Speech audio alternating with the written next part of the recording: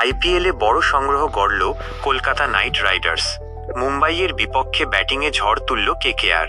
ফিন অ্যালেনের ঝড়, রাহানের অর্ধশতরান, রঘুবংশীর দুর্দান্ত ইনিংস সব মিলিয়ে বোর্ডে 220 রান নাইটদের।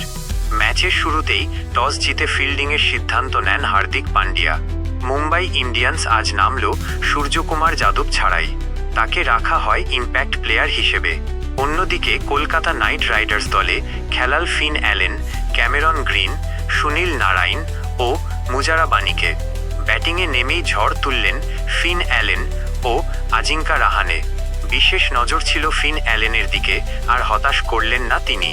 মাত্র 17 বলে 37 রান, 6টি 4 ও 2টি ছক্কায় সাজানো দুর্দান্ত ইনিংস। রাহানেকে নিয়ে প্রশ্ন ছিল অনেক, কিন্তু ব্যাটেই সব জবাব দিলেন কেকেআর অধিনায়ক। 40 বলে 67 রান, 3টি 4, 5টি ছক্কা, একটি দুর্দান্ত ক্যাপ্টেন্স ইনিংস। এরপর ঝড় তুললেন তরুণ অঙ্গক্রিস রঘুবংশী। 29 বলে 51 রান, 6টি 4, 2টি ছক্কা, দুর্দান্ত অর্ধশতরান। লোয়ার অর্ডারে দারুণ ব্যাটিং করেন রিঙ্কু সিং। 21 বলে 33 রান করে দলকে বড় সংগ্রহে পৌঁছে দেন।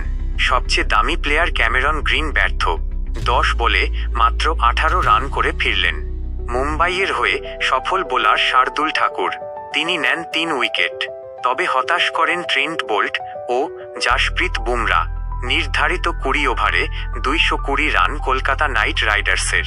জিততে হলে মুম্বাইয়ের দরকার 221 রান।